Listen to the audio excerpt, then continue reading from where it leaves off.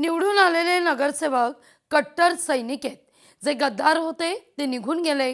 यशवंत किल्लेदार प्रतिक्रिया देत आहेत. आता जे निवडून आलेले आहेत शिवसेना किंवा मनसेचे उमेदवार किंवा नगरसेवक हे सगळे कट्टर आहेत. कारण ते जे निघून जायचे होते गद्दार होते ते अगोदरच गेलेत.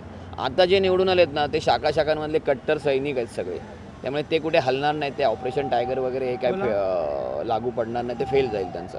त्यामुळे त्याची काही भीती नाही. मी बघा ना, मी राजरोजपणे क्रिकेट खेळतोय, सगळं खेळतोय आणि हे यांच्या नगरसेवकांना डांबून ठेवलेलं. आमचे नगरसेवक मस्तपैकी मी काल रात्री क्रिकेट खेळत होतो. खासदार संजय राऊतांचा एकनाथ शिंदेंवर निशाणा आहे. शिंदे भाजपचे नगरसेवक फोडण्याचा प्रयत्न करतायत असं राऊत म्हणतायत.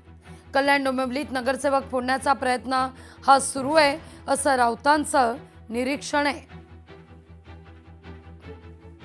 एकनाथ शिंदे हे भारतीय जनता पक्षाचे निवडून आलेले नगरसेवक फोडण्याचा प्रयत्न करत आहेत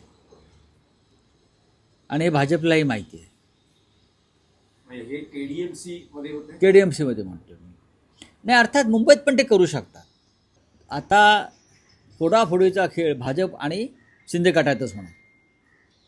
या दोन गटातच फोडाफोडी होणार आहे झाली तर. त्याच्यामुळे आता महाराष्ट्राच्या राजकारणामध्ये एक वेगळी मजा येणार आहे. आमदार मिलिंद नार्वेकर यांनी वसई विरार महानगरपालिकेमध्ये मिळवलेल्या यशाबद्दल हितेंद्र ठाकूर यांचं अभिनंदन केलंय.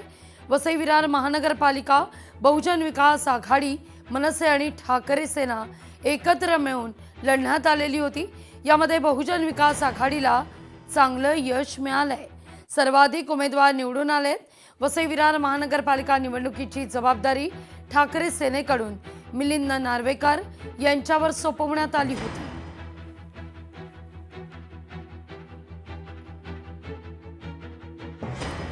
जागा वाटपावरून कुडाळमध्ये शिवसेनेत नाराजी नाट्य आहे. महिला आघाडीच्या जिल्हा प्रमुख वर्षा कुडाळकर यांचा शिवसेनेला जय महाराष्ट्र आहे. वर्षा कुडाळकर महिला आघाडी ओबीसी व्हीजेएनडी सेलच्या जिल्हा प्रमुख होत्या. भाजपतील नाराजी नाट्यानंतर त्यांनी या ठिकाणी आपण पाहतोय आता जय महाराष्ट्र केलेल्या पक्षाला शिवसेनेत प्रवेश केला शिंदे गटामध्ये, तेव्हा माझ्याकडे जिल्ह्याचं पद दिलं गेलं आणि ते जिल्ह्याचं पद असताना तिथे कार्यरत असताना म्हणजे मी बरंचसं काम केलेलं आहे. माझ्याकडे 5 तालुके होते. म्हणजे हे ह्यापूर्वीच मी ठरवलेलं होतं, पण आताची वस्तुस्थिती बघता की आता जो फॉर्म्युला ठरवला गेला तर त्याच्यातही मी नाराज आहे. कारण तेंडोली हा शिवसेनेचा बालेकिल्ला आहे, तसाच पिंगुळी हा सुद्धा शिवसेनेचा बालेकिल्ला असताना तिथे भाजपला सीट सोडली गेली आणि त्याच्यामुळे थोडंसं म्हणजे नाराज होण्यामागचं तेही कारण आहे.